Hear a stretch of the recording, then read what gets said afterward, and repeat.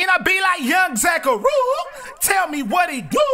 You know what it is. Hey, hey, hey.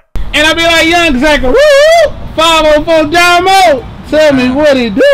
You already know who it is, man. It's 504 Domo, man. The real G. Man, hey, for the people that don't know, where are you from? I was originally born in Iowa City, Iowa. That's my birth certificate. Yeah, Iowa. Okay. But I don't know what it looked like. As soon as I left Iowa, we moved straight to New Orleans. Okay. And I was raised in New Orleans. Where you granted from? New Orleans. So you really from New Orleans? New Orleans. But my other grandma from Miami, because that was my daddy from. So you can say I'm from both, because I lived in Miami for like a little bit of time too or whatever. Okay. And so how did you get into the music game? I mean, like, was it more like something that you always, you know, like you listen to music all the time and then you just happen to fuck with it? Or, I mean, was it more like some family and friends shit? I mean, how did you get in the game? I was stuck in real hard when I was a teen. I like did like a song here and there, but my big cousin Q baby would be like, bitch, you need to fuck with it, cause you really doing that shit and you nice with it. I'm like, nah, fuck that. I had to start losing niggas go to college. I met some niggas from Chicago. They just be on my ass like, say, bitch, you got this one song, it's called Fly Shit Only with my cousin Nate. That bitch was hard or whatever. So shit, ever since that day, I started taking it serious and shit. I've been coming up kind of quick. Thanks to God, you know. Okay. And so, I mean, what brings you out here to the Houston market? I mean, like, did you just move out here after, was it like after Katrina? I mean, yeah. Like, after Katrina, we came out here, you know, and so I pretty much been in Houston since like 06, 07. And I mean, and like, how do you feel about the Houston music scene right now? It's cool, but shit, I don't fuck with a lot of Houston rappers, but I fuck with Fast Lane, Stead, you know, the whole in Afghanistan. Some nigga from the South. Sauce got some. Yeah. JP, my dog, he got some. Regardie, my brother. Other than that, you know, I fuck with niggas shit here and there, but for the most part, nigga shit too slow. Shit kind of wet. Yeah. You know what I'm saying? I mean, so you making moves outside of Houston though, like you be all in Arkansas, you know, Atlanta, stuff like that, Mississippi. I mean, like, what do you feel like it takes as an independent artist to make it these days? Shit, you gotta have some type of bread by yourself. You ain't gotta be no rich nigga shit. You gotta have some type of money at some point to make moves. Yeah. Or you gonna be assed out and shit. I had to learn this shit right here. Like, shit, you can't be discouraged. Cause I used to get discouraged and I know I'm cooler than niggas, but niggas got hella support systems and it's just me and my dog. So I had to really train my mind like, bitch, ain't nobody gonna give you shit. Go ahead and get it on your own. So you gotta have that state of mind. Okay, I mean, tell us about like your upbringing, like in New Orleans, like how you even migrated to Houston. I mean, like what was your childhood like? I mean, shit, it was cool when I was young. I always played sports, but I always been a bad kid. Not for murder before getting kicked out of school, expelled. I always been that kid.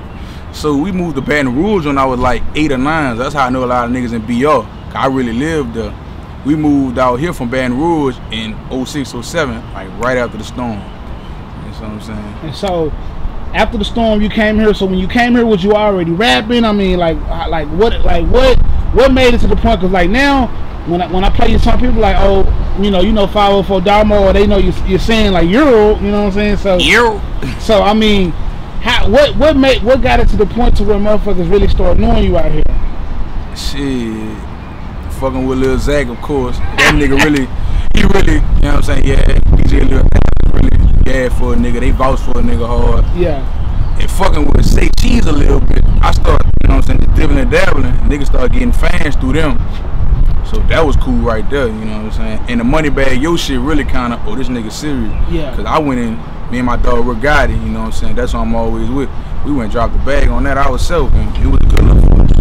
I mean, I speak on like, what's your biggest pet peeve in this game? Because I know a lot of times when you independent and people really don't know you, it's you get a lot of you know, backlash for like people not knowing your song and knowing your movement, you know, trying to interact with DJs and shit. I mean, like, what's your biggest pet peeve? I mean, like, I feel like if you want some money, let a nigga know. But if you don't, if it's genuine, that's cool. Don't be pillow talking on no nigga. You know what I'm saying? Because the motherfucker pass, you know, a lot of my niggas really just get it on the street, so a lot of niggas might feel, oh, nah, I can't fuck with this nigga because he fuck with such and such, but that ain't got nothing to do with me, because if we trying to get money off this same grind, then you should understand where I'm coming from. So all that pillow talking shit, niggas acting like hoes, that's what I don't like. I mean, so when you say, if you want some money, then just be upfront with it, I mean, so, I mean, I'm a DJ, so when it comes to, like, okay, so if you independent artist and I'm the DJ, and you hit me and you ask me for a price, once once I fulfill that job and you don't get the results, it may not be me, it may be the music. So I mean, as an independent artist, like, what do you feel like it takes outside of the money? I mean, shit, you a DJ, so you just broke it down. I mean, like, as an artist, you can't get mad.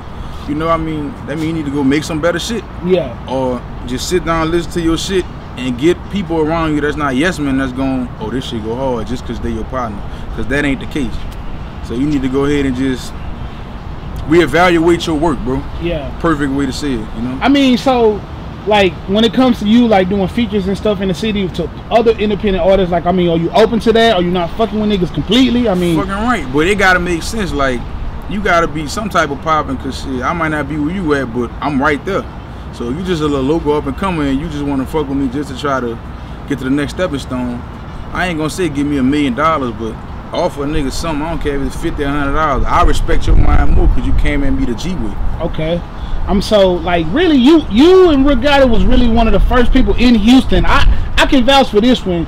Y'all was really one of the first people in Houston to have a Money Bag Yo feature. I mean, do you feel like niggas started dick riding after y'all got that feature and really started trying to fuck with y'all, you know, once y'all did that, made that move? I feel the opposite. I feel like once niggas seen, damn, them boys when they did that shit, and that hit niggas left field, I feel like niggas fell back a little, like, got nervous because they didn't want us to steal the little juice they had. Yeah. So I ain't gonna say niggas don't fuck with us, but I feel like niggas fell back and got scared. Like, intimidated more of anything by the situation. Yeah. So. I mean, like, what you come in, you know, after streets, you from New Orleans, you got dreads, you a little bit over 6 foot. I mean, you don't feel like you as an artist are intimidating to other artists out here that just trying to get it? And I mean, that, you know, some motherfuckers may not, you know, they may not get it. You feel what I'm saying? So that may be true, but I feel like you shouldn't worry about me because the majority of the time, if I'm not with work, I'm by myself. Yeah. It's just me going everywhere alone. So I should be, and I feel like I should be more intimidated by you. You should be intimidated by me. Yeah. Because I'm not doing nothing to you. I'm coming that bitch 1 deep. Y'all 20, 30 deep. So if you feel like, oh, this nigga a threat, then you's a pussy ass nigga. That's how I feel. Okay, so going back to the street shit, I mean, break it down for me. I mean, so you got the new wave and the new age of niggas, right? And so you got some niggas who they really in the streets, but they giving up a lot of game in these songs and shit. Like, how do you feel about that? Motherfuckers who really they giving up the game as far as what prices are on certain things or how to do certain things. I mean, do you feel like that's right, or you feel like motherfuckers is doing it to make sales and get shows booked? I mean, shit, you could talk your little shit a little bit, use your lingo, but don't get your whole formula away if you really doing it. But if you're not really doing it, that's another thing. Don't go out here and lie and say you're doing it and have this young 12 or 13-year-old kid, oh, XYZ out here selling all the coke and all the weed in the world and fuck around and corrupt their mind. But if you're really doing that shit, you know, niggas gonna spit their lingo. Jeezy did this shit, Wop did this shit. So niggas gonna spit their lingo, but to a certain extent, you know what I'm saying? You know, that's that. Okay, so I mean, when it comes back to you, I mean, I know you really all the way into the rap shit. I mean, what's like something that you don't want to see happen as far as with you know, with the music and then with the street shit? I mean, like, do you combine the music and the street shit at all? Do you feel like the streets is the new music industry? I mean, like, how do you feel about it? I mean, shit, the streets gonna vouch for me, you know. Certain niggas, everybody know in the streets, they gonna know me necessarily putting in work or keeping in 1,000, but I feel like I don't want to be that nigga that get clapped out here for some stupid shit or keep getting locked up for some bullshit. I mean, how do you feel about the chain snatching shit? I mean, do you feel like motherfuckers is doing it just to get their clout up? I mean, what would you do if a motherfucker come snatch your shit? First and foremost, ain't no nigga getting close to me to do that. I put that on my child. Second of all, niggas testing niggas gangster. You talk about chopper, boom, boom in your song, and a nigga get that close to you to touch you. See me, you know what I'm saying? Like I said, I might move solo now, but once you get to a certain level, I ain't gonna say you ain't gotta get no, you don't have to get security, but keep them. If you got them real niggas around you, they not gonna let that shit happen, bro. Point blank, period. So ain't nobody supposed to even get this close to be able to do this. As soon as a nigga hand come out, if it ain't look like it's dap, punch on him. I mean, to me, see, I feel like it's a double standard, cause check it out. So you as an independent artist, if you don't look like a rapper and you ain't flashy, you ain't gonna sell. But the moment that you go get flashy and you go get money, now motherfuckers wanna take your shit. But it ain't. I ain't saying that you gotta do that. What I'm saying is that you don't feel like it's kind of a double. Like you really in a lose-lose situation, because if you don't got it, motherfuckers ain't even gonna consider you a rapper. But if you do got it, they consider you a rapper. But now motherfuckers want to take your shit. I mean, shit. Damn, that was a good one right there. I feel like, shit, you ain't gotta look no certain way. You could dress a certain way, but jewelry and shit, that's by people choice. Me personally, I don't like jewelry, but when I get it to a certain level, yeah, I'm gonna go cash out on a roll and a chain. As far as a nigga being known, bitch, you got, let's say you got 100 G's. You know what I'm saying? It's a thing that's called feed the wolf. If you got 100 G's, you need to go ahead and break down 20 and get 5 hitters or 4 hitters that's your hitters that you know gonna really yab with it, and pay them niggas. Stop with that bitch ass being cheap trying to be off herself, because as soon as you get robbed, who you running to? I mean, so do you feel like motherfuckers, like you had certain people in the game, like I ain't gonna say no names, but they were shooters, they was jackers, and now they are the rappers. I mean, do you feel like they're still going on in the rap game right now? Probably like 70-30, you know what I'm saying? Everybody want to be a G so bad, you know, but everybody ain't no G, you know. I feel like being a gangster is something that's right here. You ain't necessarily gotta go cock no pistol back and jack a nigga to be gangster. It's something in the heart. So I say 70-30. It's still real niggas in the game, but for the most part, their definition of real and my definition of real is totally different. Yeah, I mean, and also on the flip side of that, you had motherfuckers who was working for other motherfuckers, like they was runners, they was drivers, and now they the rappers. I mean, how you feel about that? I mean, shit, I got a song called "Play Your Position." I'm gonna just put that right there. Sometimes you gotta be the little man to get to be the big guy, you know? Yeah.